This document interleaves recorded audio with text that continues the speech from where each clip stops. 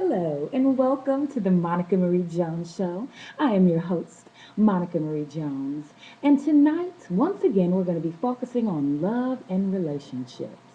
Now, within that category, we're going to specifically talk about the topic: why do we always want what we know is not good for us? Now, this can also apply to things like foods we know we shouldn't eat, substances we know we shouldn't abuse, any types of things in our lifestyle that we know is not going to benefit us. And we very, very, very often tend to do that when it comes to the person we choose to try to date, we choose to be in a relationship with, and we choose to fall in love with. Now, it reminds me of the saying, good guys always finish last. And the same goes for good girls. Why do we say that? Well, I have a couple of different theories that I feel like people feel when it comes to that good guy or good girl. For one, it's too easy. It's human nature for us to love a challenge.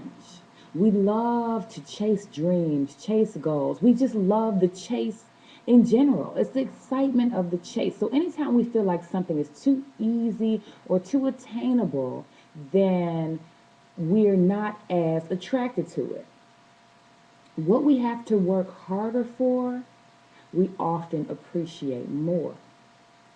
Now, my next theory is that we tend to have, especially people like me who actually went to school for it, we have a social worker mentality. We want to save the world. And the same is true when it comes to the people that we date.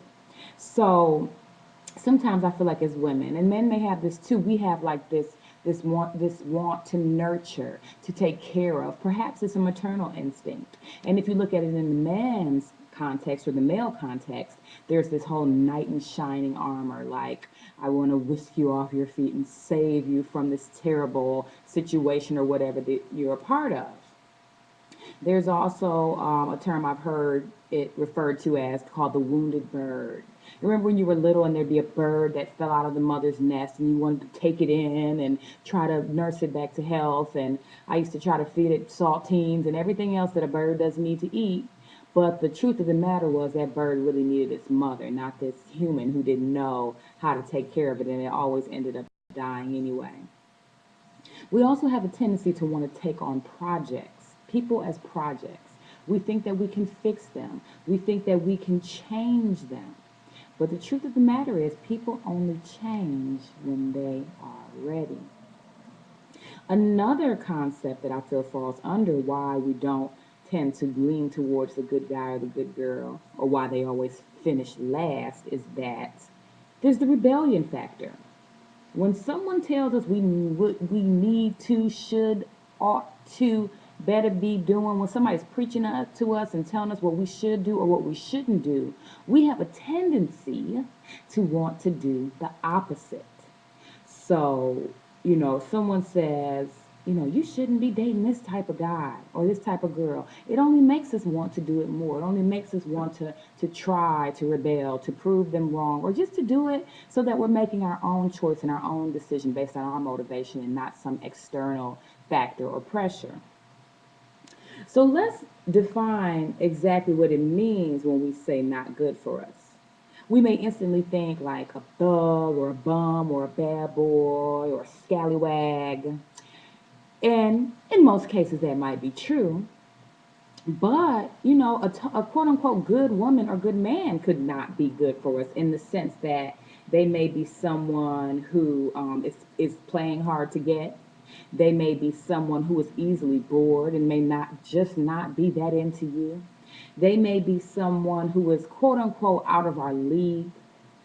And they may just be like the heartbreaker type or like the Maneater. Like I used to love that song. Oh, here she comes. Watch out, boy, she'll chew you up. And this is not a sing show, this is a talk show. So you get the gist of it, the Maneater, the woman that, just eats men alive. So that leads me to a whole nother thought.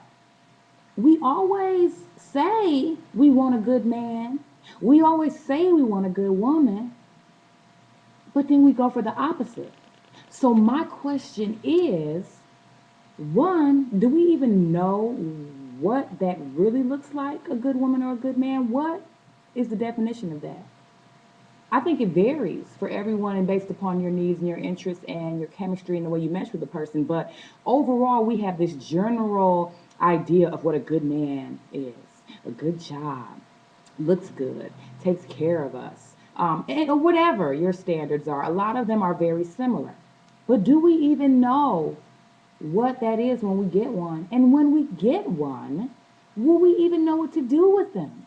Because we're so used to dealing with the things that are not good for us, the people that treat us like nothing. Like, I mean, you know what I'm saying? So, just something to think about.